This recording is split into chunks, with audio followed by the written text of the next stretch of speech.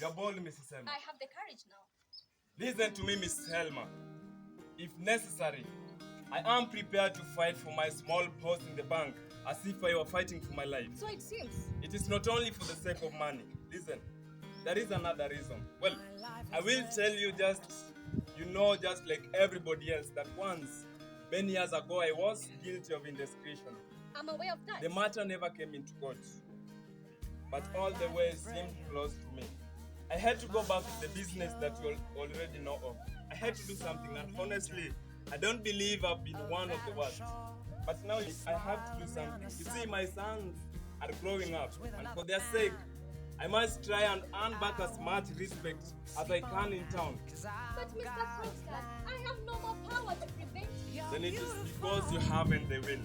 You mean to But I have the means to compel you. You mean to tell my husband to leave?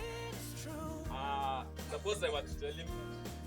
Well, go ahead and let him see for himself what a plan that was. Listen to me, Mrs. Selma. Either you have a bad memory or you know little about business. I shall be obliged to remind you of a few details.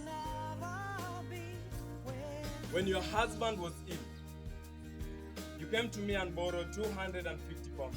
I had no one else to turn to. I promised to get to the amount. Haven't I been paying it? I promised to get to the amount on certain conditions.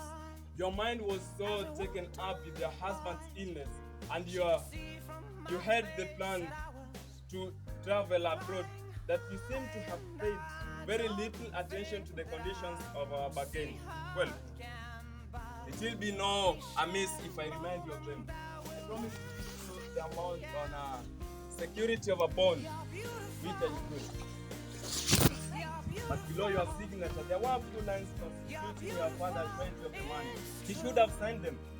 Papa didn't sign the papers. I had left the date blank. That is to say that it was your father himself who have inserted the date on which he had signed the bond. Do you remember that? I remember. Then I gave you the bond to send to your father by post. Is that not so? And you naturally did so because 5 or 6 days afterwards, you brought me the bond together with your father's signature and I gave you the money. Do you remember that? I do. Anyway, tell me, Mrs. Selma, if by any chance you remember the date on which your father passed. Papa died on the 29th of September. 29th of September. That's good. I have ascertained it myself. And as that is so, there is a discrepancy which I cannot account for. What difference?